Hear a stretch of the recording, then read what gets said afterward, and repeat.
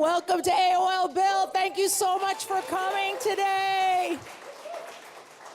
Jim Norton, I saw this for the first time just now. It's pretty good. Thank you very much. I think it's handsome. I really do. Now, you were backstage. You didn't want to watch the clip of yourself. You don't enjoy watching yourself on TV. Is that true? I hate watching myself. And by the way, this is completely photoshopped. There's no way I look that good naked.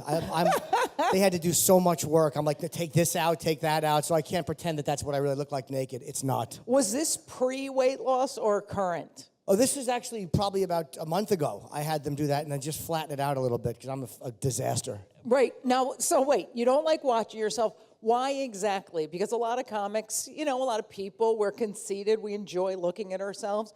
What is the deal? Because now you're all handsome and in shape. Oh, thank you. I'm in better shape, but I wouldn't say I'm in shape. I'm just in better. Like, I was, like, at one point, an unfuckable disaster.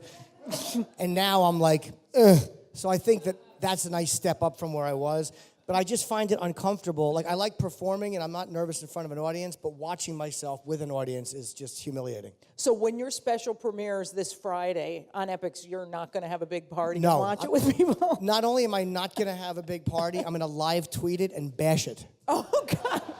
Well, see, that's something I always liked about you. You never take yourself too seriously. Jim and I know each other, like 20 years now? We came up together in the clubs, and you never you were always great at making fun of yourself.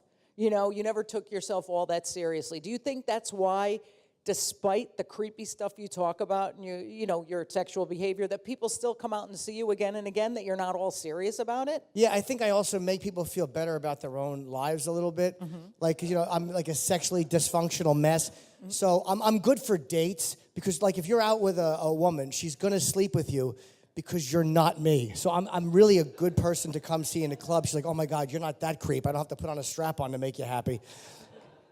Thank you for half of you for acknowledging that. That's really an embarrassing admission to have half the people go, all right. Right, I know.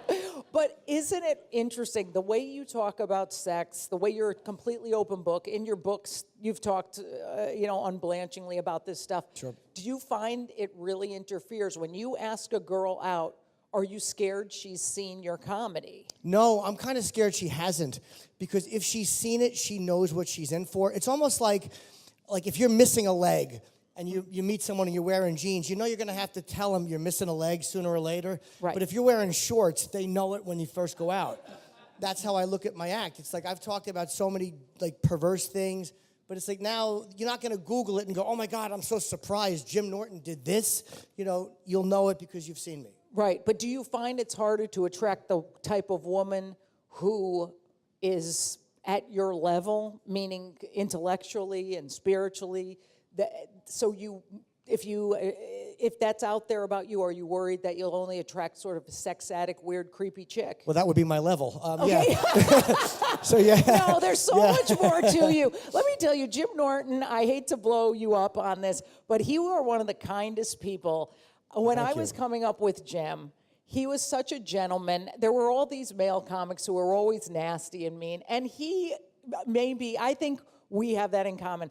The meaner we are on stage and the crazier we are on stage, the nicer we are off stage. I always found you a delight to bump into. Thank you. So do you find that you are just almost two completely different people? Because I find I am. No, I mean, it's like kind of like on stage, I'm more of an asshole, but I'm also telling on myself too. So like as much as I'm mean about other things, like I'll make fun of I made in one of my specials Tiger Woods' text messages because he was such an awful dirty talker. But I also talk about my own dirty text messages because who am I to crucify this guy and not admit my own dirt? So I always try to bring whether it's Donald Sterling.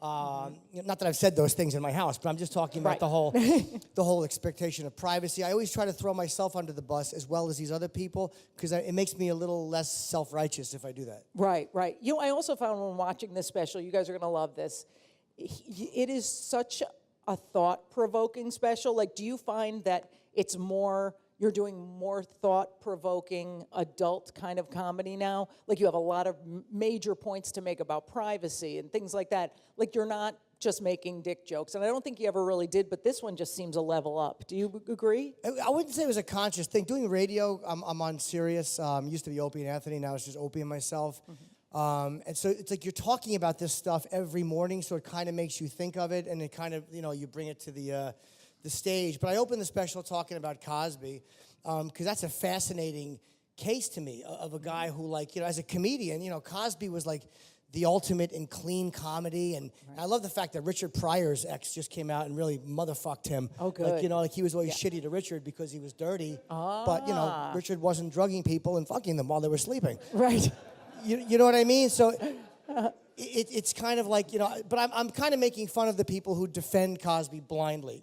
Right. Like at first I didn't want to believe it either, but after 30 people, you got to kind of go. It's hard to get 30 people to agree on anything, much less specific rape allegations of an icon. See, I, as a comic, was thrilled to death when it came out about him, because there was always something about him. Whenever anybody sets them up as the perfect parent or father of the freaking year, right, you go, he's hiding something. So I was thrilled to death that something finally came out. And I think it's great that you point out that, you know what, we're not the only ones who are hiding something, and then we put it out there about ourselves too. So you talk about not only him, but your stuff as well. I'm amazed that people can go, like, I never think that you shouldn't go see a performer because they've said something stupid. I'm a fine, right. But like literally he does family comedy. Like, you know what I mean? And the cake mix, and it's like, there's 30 women who said you raped them. Yeah. And people in the audience go, oh God, this delightful family entertainment. Right. The cake thing is great, rapist. But I think it's, that to me, I've met him a couple times, and I've spoken with him, and the thing that struck me about him was he's a really bright guy in that he listens. Like, I met him once, and it's like, this is before all this, but you just kind of, you're fawning, it's Bill Cosby. And he asked me questions. He's like, what made you do comedy? And, of course, I said Richard Pryor. And he probably was hoping I'd say him, but no, I wasn't. But he listens to everything you say. He was just sitting there listening to me, and I'm like, that's why he's such a brilliant comedian, because he soaks in what you're talking about and who you are, and then he can spit it out. Right. I mean, little did I know he's probably just looking for weakness or drowsiness. But exactly. Now, speaking of other comics, what I loved, one of the best bits in the new special is your stuff about Joan Rivers. Oh, yeah. And what I loved is that you really give her props because she was underrated. Why do you think she was so underrated? Like, how did she sort of slip through the cracks when they're making these lists of the 10 top comedians of all time? I think Joan got underrated. I don't know if it was because she was a woman or if it was because after a while we forget that she's a stand-up, because you're so used to seeing her do red carpet stuff and talk show stuff and like sound bites on Good Morning America. Like, we forget like what she was under all of it was just a person with a microphone telling jokes. Right. Like, people forgot that she's just a stand-up like any other comic. But I never thought Joan Rivers got the respect as a stand-up that she deserved. I saw her in 2007 at a room called The Cutting Room, which was here in New York. It was 100 seats. She would just go there and work out material. And it was the harshest set I've ever seen a comedian. And I toured with Andrew Dice Clay for 3 years. I saw Kinison live. Fucking Joan Rivers was more brutal than any comedian I've ever seen. Right. And I was like, that is what everyone should be. She didn't give a shit. She wanted to be funny, but she didn't care if she offended you, if she crossed the line. She was going to take anything that she saw in the news, and she was going to make it funny. Right. She was fucking awesome. I loved it. And what I say in the special is, I would have eaten her pussy 10 minutes after she died. Yeah. That's how great she was. And that's the beauty of you also, that no other comic, who's going to have the balls to say that? Even I wouldn't say I'd suck Donald Sterling's cock. You know what I mean? It's beautiful, the things you'll just say. And the thing about her, I think, I appreciate that. What I like a lot about you is that you say she didn't apologize. Now, 2 years ago, I had a little attack that people wanted me to apologize for a joke about Lena Dunham. And I just wouldn't. I just was like, you know what, I actually Googled the list of people who have apologized for jokes, and it was so long, and the other list was so short. Is that a big thing with you? Have you ever felt even compelled to apologize for a joke? Have people wanted you to apologize? No one's ever asked me. That's the advantage of only achieving mediocrity. They know there's nothing they can... What are they going to take? My water? I mean... But I have said I was sorry before when I meant it. Like, and no one has ever asked me to. And I've talked about this publicly only because I bashed him publicly. But in one of my books, I said some shitty things about Steve Martin for doing the Pink Panther. And the book I was writing at the time kind of came from an angrier place. And I felt very bad about that after. And it never hurt my career. Nobody cared. But it bothered me. I thought I was unfair. And like once it's written, you can't take it back. So he called me on it. He was great. I was doing a Tonight Show piece. And it was a dumb bit about where I'm trying to get people from the Emmys to hold up my CD. And when he walks up, I said to my producer at the time, like, I don't know if he'll talk to me. And he looked at the CD and he goes, Jim Norton, you said some very unkind things about, and you've never seen someone fucking fold faster. Yeah. I was like, yeah. But I was genuinely felt bad about it. I'm like, yeah, it was shitty. I'm really sorry. And he's like, no, you were forgiven, and it's fine. He was really nice about it. Mm-hmm. But I wrote him a letter after, and I don't know if he ever got it or not. But I was wrong, and I felt like if you say you're sorry because you mean it and you feel like you've done something shitty, it's fine. If you're doing it just because you feel pressure, it's probably not as good. But again, if I'm Daniel Tosh and I have Comedy Central money and a show at stake, and they're going to take that away, I'd say I'm sorry too. I'm not. It's easy to talk shit when I'm sitting here, right? But I probably would if there was a gun pointed at me and they were going to take away movies, right? You know, right. I didn't say I was sorry. Yeah, but your career's over. Yeah, I should have said I was sorry. You know. Right, right. Because that's the thing. It's like we answer to our own conscience, and sometimes I feel very lucky that I'm self-employed, that I was never, you know, on a TV show for a long term, on a radio show, somewhere where people would demand that I apologize. I can't get fired. And you're kind of in the same position with Sirius, because Sirius XM doesn't really seem to have any rules about content. Have they instituted any rules now that the Anthony thing happened? No, because that was off the air. I mean, they didn't come to us and say anything about on-air content. I've never had a problem with a... Oh, we did get in trouble one time. We were on satellite for about a month. We had just come back from being fired. This is 2004. And... Oh, no, we didn't. We had a naked girl run out of the... that's a different... we had people up... I actually had sex with a girl, and I forgot that you can get in trouble for this. And there was a naked girl that ran out of the studio and through the lobby, and the police came. It was a whole fucking thing. No, this was 2008. We had a homeless guy in. Homeless Charlie. And this was when we were only on XM. Homeless Charlie was a guy that would hang outside the studio, and he was a fan. And he came on, and he said some real... But he was a funny guy. He was like, he was just bashing Condoleezza Rice and President. He was talking about fucking the Queen of England. Right. He was just making fun of whites and Jews, but he was a black guy. Mm-hmm. He was awesome because he was a naturally funny guy in a horrible situation. But they took some of the audio from that, and they're like, Opie and Anthony think rape jokes. If it was like one of those things. Boy. So they had to apologize for it. They did it very begrudgingly. Mm-hmm. But, you know. I don't even know why I'm telling you that story. You asked no, but something. it's... on-air content. That was the only time that we had a problem. That's fantastic, because you guys do really edgy stuff. Yeah. And I know you must miss having Anthony on the show a lot. Yeah, I miss Anthony, and I talk about Anthony in the special a lot. I miss him terribly because, you know, none of your friends are perfect. You know, we all have friends that do things that we wish they didn't do and have moments we wish they didn't have. But as far as being a comedically funny person... Patrice O'Neill said about Anthony, he said he can access funny faster than any person I've ever met. Wow. He just has a gift for, no matter what you're talking about, he can pull something funny out of it. And, you know, that's just, it's really hard to do every day, all day. Right, right. So how was the adjustment going from the three of you to the two of you, just you and Opie?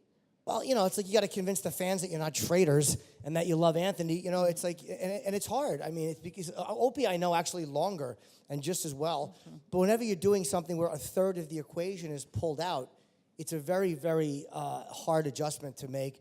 And we're doing the best we can with it. We have a lot of comedians come in. You know what I mean? We have guys come in all the time just to kind of fill that space. You know, you can't replace him. Right. We have guys come in and we just bounce off each other and everybody kind of goes around. And that's the energy we like in the studio. It's a very comedian-friendly show. You know, we love having comics on because that's who I'm comfortable with. It's just toxic, awful comedy. I spent my life with Colin and Patrice and fucking Nick DiPaolo and Geraldo and Keith Robinson and Bobby Kelly and Voss. These are shitty people. You are friends with them. But they're funny. They're the funniest people in the world. So it's like you get to hang out with those guys, and you always have to be on guard because if you do any of that applause-generating shit in front of the audience, they would kill you for it. Oh, of course. Well, speaking of applause, the special Now, it's going to be on Friday night. Tell me, I hate to ask such an amateur 101 question, but tell me about the title, because I watched it, and I still don't understand the title of the special. Contextually Inadequate. I really didn't know what to call it, but I figured, and it was my two greatest fears, was being, is obviously sexual inadequacy, and that what I'm saying is not important, or what I'm saying is shit. So I just put them together, and it's being contextually inadequate. And it's like, all right, it's blocking my dick, it's a microphone, it all kind of ties in. Yeah. But I really, you know what I mean? I really didn't know what to call it, but I kind of figured that those are the two things I'm afraid of the most, is just that I'm not good enough in either of those areas. Right. Well, I don't know about sexually. Hopefully someday I will know. Yes. But you'll be horribly disappointed. But if you don't mind direction loss and a man playing with his nipples going, just don't talk. Just don't talk. I'm concentrating. It's a horrible experience. I imagine it is. Now, I don't think, other than the Joan Rivers slide, the other one that I pointed out and had to write down was, I don't think anyone in the comic universe could pull off this line other than him. I wanted her to take off the strap-on, leave it in my asshole, and go home. Yes. Now, who else are you going to see who's going to say this? Now, that is based on a real event, isn't it? That couldn't be truer. I had an incident. I've tried to have sex with a strap-on a few times, and honestly, I just can't do it. And it's not a moral issue. It's just my body just like the point I raised is like whenever a strap-on hits my asshole acts like an eye with a finger stuck in it. It just can't. I don't know if I'm supposed to be dirty on this. I apologize if I'm not. I should have asked 10 fucking curses ago. Yeah. But that to me is. I've tried, but it's not even. It's not that it's homophobia or any of that stuff. I just physically, it's uncomfortable. But there's something so dirty about it. A girl doing that to me that I just kind of liked it. Right. But I think that's a sign that you've been a perv for too long. That like you just start. Like I started liking feet recently, and I never liked feet. But I'm just running out of body parts. Right. It's like right. You know what I mean? So I think that's what it is. Like anything else, you just keep upping the ante and upping the ante. So, Right. So I've tried that, but it's probably a road I won't go down again. It just didn't work for me. As soon as you wrote that bit, did you be like, that's the closer? Like, because when I saw that bit, I go, he's got to be wrapping it up because no one's topping that bit. Yeah, I figured, it's kind of, a strap-on bit is really hard to open with. Because then the crowd's all turned on. But no, you know what it was? I had a strap-on bit I did a couple of years ago in another special, and it's a totally different one with a totally different person. It was also true. But like I said, I mean, it's a part of human sexuality. Maybe not everyone's sexuality, but hey, look, I mean, who am I to criticize anything anybody's done if I am not going to completely make fun of myself? And look, this is what happened to me. Right. So if I'm going to say something about you, I'll embarrass myself even worse. What's interesting about it, too, is, I like dirty words. The C word, which I love that you do a bit about the C word because it's my favorite word also. Sure. But I don't like nasty, yucky comedy, but that strap-on bit comes off as just funny. It doesn't come off as gross. Thank I you. think that's a gift. You versus... No, it really doesn't. You'll see. Fucking naysayer in the back. Suck it. Well, you know what? Somebody once told me years ago, if you're okay with it, the audience will be okay with it. But you have to for real be okay with it. Like, if you're trying to shock the crowd and say, like, strap on, they're going to be like, oh, right. Fuck you. But if you're telling a story about your life, people in a way go like, well, A, I appreciate that honesty, and B, I'm glad I'm not him. Yes. It's or her in this case. Or her, yeah, I'm sure. No one envies her in this story. Poor girl. Now, you have taped 3 specials in the last 5 years. You're like the 1970s Black Sabbath of comedy. Oh, thank you. You are really prolific, and I know when we used to run around doing clubs, it would be like 5 spots a night, running here, running there. How do you develop material so fast? Because I honestly can only crank out one every 3 to 4 years. That's all I got in me. How do you do that? I drop the material when I'm done. Like, it's hard to drop it because the Cosby stuff I loved, a lot of the stuff I enjoy doing, but as soon as I shoot the special, I go into the Comedy Cellar here in New York, and I just begin working again, kind of with nothing. But Bruce Jenner, thank God for him. Thank God. Because that's the new opener. Yes. There's always something happen in pop culture or whatever, that you can talk about. But I feel like I get, Louis C.K. is such a better explainer of this stuff than I am. But he described when bits become when they become automatic and they don't feel fresh anymore, it's because you're taking things that you used to have to piece together and they come out as one task. And that's why you just kind of fire it out monotone. And when that starts happening, the bits don't work. So I drop them as soon as I'm done shooting the special. Or I'll do them a few times after at gigs before the special airs. Right. But come this Friday, those bits have to be dead because people pay to see you. They don't want to see what they just watched on television. Right. Yeah, because I remember you used to do a bit about a woman going south on you and about her using her teeth as a wood chipper. And I said to you after a show one night at the cellar, I go, that's so funny. You go, I hate it. It sucks. It's awful. It's old. I'm getting rid of it. Like, you're really hard on yourself. Yeah, I just get bored, though. It's like you're saying the same thing every night. Like, I don't know how people do plays. Like, I've asked guys who have done a play, like, how do you find the motivation to say that every night?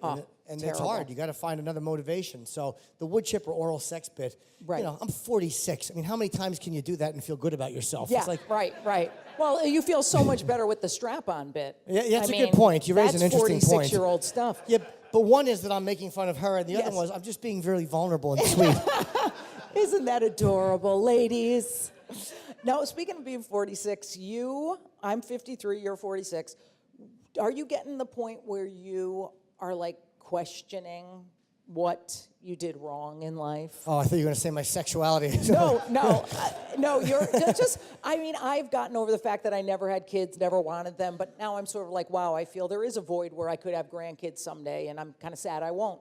Do you ever think about, wow, maybe I should get together with some young chick, get married, have kids? I mean, do you think that's even in your transom? Yeah, I do think of that sometimes, too. Part of me, I regret some of the sexually addictive things, like where I blocked people out mentally and I didn't let them get close. But, you know, as far as my career and being obsessed, like, I like the fact that I've done specials and, like, I haven't wasted the time doing nothing. So I think that, like, had I had gotten married when I was 27 and had kids and then gone another route and not made enough doing comedy, I've seen a lot of guys come back in their mid-40s and they don't regret their children, but they're like, you know, I'm just coming back in because I did all this stuff. So they have certain things that they didn't do. So no, I don't think I regret it because it was a conscious choice. I wasn't drunk. I wasn't high.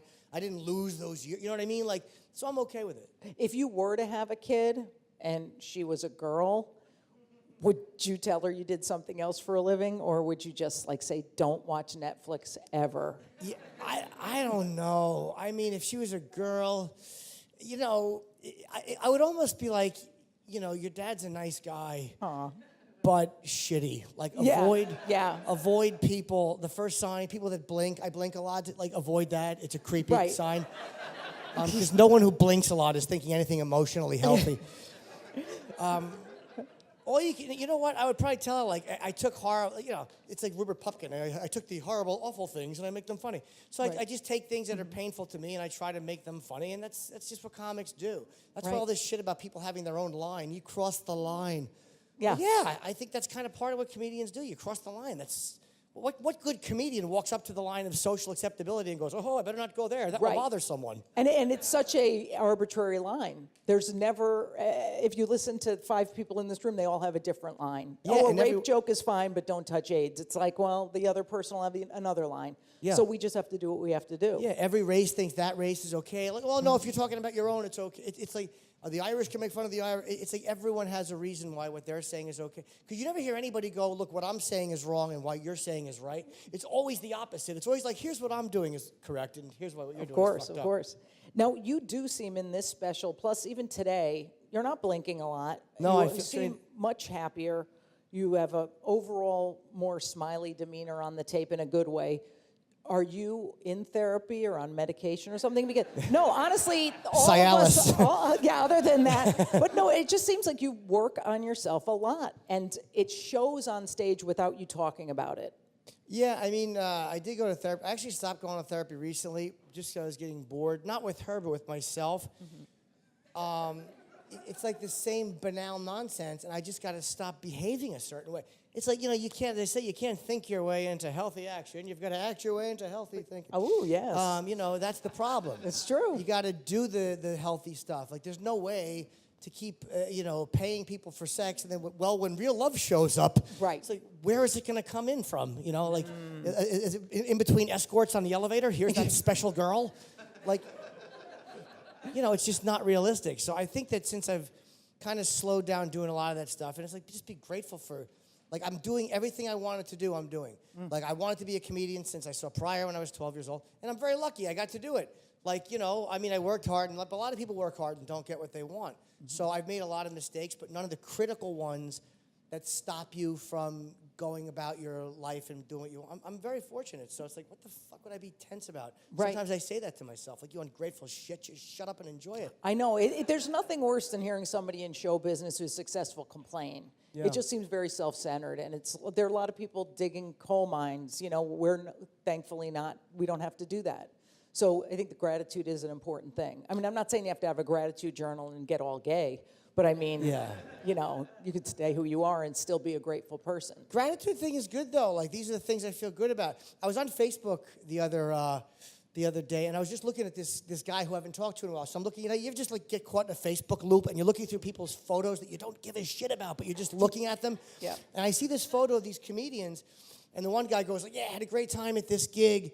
Man, if I could pay my bills doing comedy, I'd be in heaven. Oh. And I just thought, like, man, to myself, like, you're very lucky. Like, you do pay your bills doing comedy, and it could be a place where, you know, you're still out there working a day job. I worked day jobs, and it was horrible, man. It was really, really hard. Sure. So, you know, I don't envy that life at all. So it's like Right. sometimes you see something that just goes, you know, I'm a spoiled brat sometimes. Right.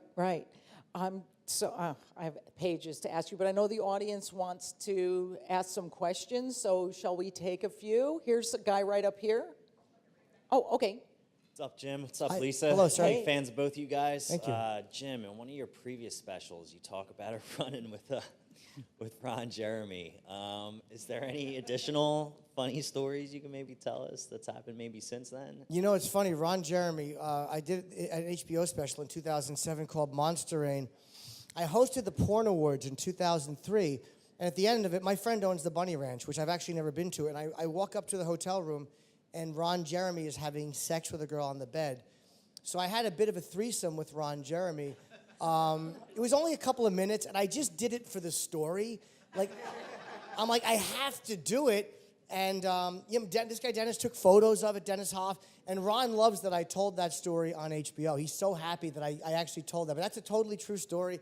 But no, I don't have a lot of great sex stories that are fun with people. You know, it's just usually, you know, a lot of it is me just driving home alone, feeling isolated, and you know what I mean? Hoping that there's no black light in front of people in my pants. That was one of the fun ones. Do you ever feel weird being naked in front of another dude? It's funny. This is, it would be weird for me to be naked in front of Ron Jeremy, but I didn't take, I just took my penis out. I was wearing a suit, and this is a word for word what Ron said. He's having sex with this girl, and Ron, and I can curse, I should, it's good, all right. Ron looks, it's okay? I think so. I hope so. The word cock is coming up, so you might want to beep it. But Ron looked at me, and he said, while he's having sex with this girl, hey, man, I think she needs a cock in her mouth. And I looked at her, because you always want to confirm, and she was in a perverted, fun mood, and she was like, yeah. So I did it, and it was only for a few minutes, but the photos are not good, because I'm like kneeling there in a suit. God. It's from the side, and my neck looks fat. But I did it, and you have to do that. It was like having a catch with Willie Mays. Right. Well put. You had a run-in. You had a literal run-in with Gene Simmons, right? Like you were a big Kiss fan. Yeah. And what happened with Gene Simmons? Many years ago, I had Gene was I had interviewed him on the phone on the Opie and Anthony show, and then I saw him in Vegas, and he was kind of like rude to me when I was trying to get a photo. And I think I was overtired. I didn't handle it well. And I just had like a breakdown on the radio, and I bashed him, and I was like, fuck him. Like, it just made me feel like such a fanboy, and here I am. I've interviewed this guy, and he treats me like shit. And so I was done with being a fanboy of any celebrity. And then a couple of years later, I was doing this event where it was in Philadelphia. There's 3,000 people in this room, and I'm a judge, and Gene is the host. He had no memory of this moment, and he was being super nice to me, and he was so sweet. And then all of a sudden, the event starts, and Gene's talking to some guy in the front row, and he goes, yes, what would you like to say? And this little psychopath walks up to the front, and Gene goes, come up here on stage. So the guy jumps on stage, he breaks a stage light, he takes the mic from Gene. He goes, I want to know why you wouldn't take a picture with little Jimmy Norton. No. And I'm like, dude, it's okay. It's fine. We're good. And Gene had no idea. And Gene walks over to me, and he knew something had occurred, but he didn't know what. And he goes, what would you like to happen right now? Because there's 3,000 people in this room. And I go, can I have a hug? And he took me to the middle of the stage, and he gave me a hug. Oh, see, and because I had a whole childhood thing, if I wanted everybody in KISS to hug me, it's a long, weird story. But honestly, just to digress for 1 second, my first fantasies in life, and they were not sexual, they really weren't. This is why I'm so twisted with love, is I would fantasize about KISS coming to my house in their costumes and makeup and loving me and holding me and then throwing me down the steps. What? And then when I cried and was hurt, they would comfort me and make me feel better. It's the whole story. I don't know where it comes from. There's no conclusion there. That's just the whole story. I think it kind of explains a lot. It does explain a lot. You know what I mean? If one of them would have had a strap on, who knows? Oh, hey. Is there another audience question? Okay. Hello. Hi. Thank you for being here. I just was wondering, many comics get into TV, but they always like going back to the clubs. What is most satisfying to you about performing in the clubs? It's immediate. It's a live reaction, and you have total freedom. And TV I enjoy. I love shooting a special when I know I'm ready and everything is working. But I love being in a comedy club because there's an intimacy with the audience, but I also love doing radio too, where there's no audience, and for 3 hours a day, you're just talking and messing around with your friends, and like you're entertaining the guys in the room, and you don't know if 10 people are listening or 50,000, and you don't know if they're reacting strongly. Thank God Twitter can tell you when they are. But I kind of like that too. But the clubs, there's always the thing, like you feel very connected, and it's very the Comedy Cellar is a very honest room. Like I don't always do well there. Like I'll go on sometimes, and I've seen Damon Wayans bomb there, Chappelle, Robin used to go in there all the time, Seinfeld when he would work on stuff, because you'll get laughs, but after 5 minutes of those major celebrities, the crowd is like, okay, make me laugh. They're tough crowds, so you test material honestly. And by the way, the fact that I just mentioned myself in the same fucking breath with Seinfeld and Robin Williams, somebody should spit in my fucking face. I think you're up there, Jim. Oh, you're a delight. Yes, sir. Behave. Hi. Any more questions? Yes. Yeah, hi, Jim. I'd like to know what is your greatest accomplishment as a comedian so far? Wow, greatest accomplishment as a comedian. It changed. I thought it would be filming an HBO special. As a comedian, I'll say filming my first HBO special, just because as a kid, that meant you made it. It was The Tonight Show, and it was HBO. So I would say that. The fact that I did get to roast Gene Simmons years later as a performer. I got to tribute Ozzy Osbourne, who's my favorite person. I think Ozzy and Richard Pryor, which are very odd, kind of co-heroes to have. But I got asked to do a tribute to Ozzy Osbourne in 2009, where I got to just stand up and, like, that to me was one of my greatest. That's more of not an accomplishment, but a gift of being in the business, is that you get to tell people you love them if you love them. So the accomplishment, I would guess, is HBO special. Thank you, though. Yes. Anyone else? We have time for one more question. Okay. I want to know if are there any plans for Chip Chipperson or Ted Scheckler to get their own shows, live or animated? Fuck yeah. Piece of garbage. Chip Chipperson.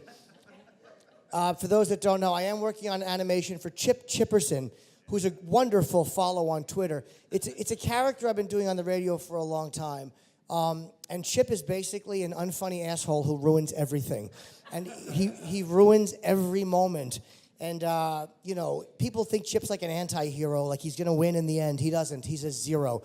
But fans who are radio show fans become, and I understand it, a bit obsessed with Chip Chipperson. So, yes, Chip Chipperson has literally been taking over. Now that I know Jim Norton has peaked, Chip Chipperson is taking over. But thank you for asking. Fuck yeah. One last question, Jim. Are you really pleased with this special? I think it's fantastic. I think it's your best work yet. Do you feel that way, that you've evolved to where you can say that? Yeah, I do like this special. And everyone says that about when you shoot something. But I'm happier with the pace of this. It's a slower pace. Felt more natural and comfortable. And I do smile occasionally, but they killed me. They said I smiled too much in my last one, American Degenerate. Really? Maybe I did. I don't know. I smile less in this one. Right. But, I feel really good about this. I like the material I did, and I felt very comfortable. Excellent. Yeah, so I'm happy with it. I hope people like it.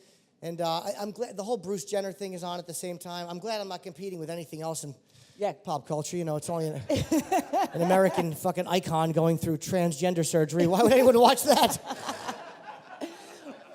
Well, if EPIX is like HBO, they'll run the shit out of it. Oh, they will. You can DVR it. I don't, I'm going to live tweet it and have fun. You can DVR Bruce Jenner and watch them later. Watch the special, everybody. April 24th, Friday at 10 p.m. on EPIX, and then in a few months it'll be on Netflix. And Jim Norton, thank you so much. Wait, when is your special on? Lisa also shot a special. My special is we taped for the same network because we love that we're taped for people nobody's ever heard of. I know, don't you love that? You have to explain to people who the F the network is. Yeah, they don't know what it is. I go, they're like HBO, but they pay better. That's Yeah. what I say. Because I'm a whore for the money. I don't give a crap. I want to retire. Mine's going to be on June 26th, so we're in the same EPIX creepy family. So I'm happy to be a family mate with you, Jim. Thank you for doing this. A big hand for Jim Norton. Wasn't he Thank you, amazing? guys. Make sure to watch the special this Friday. God bless you.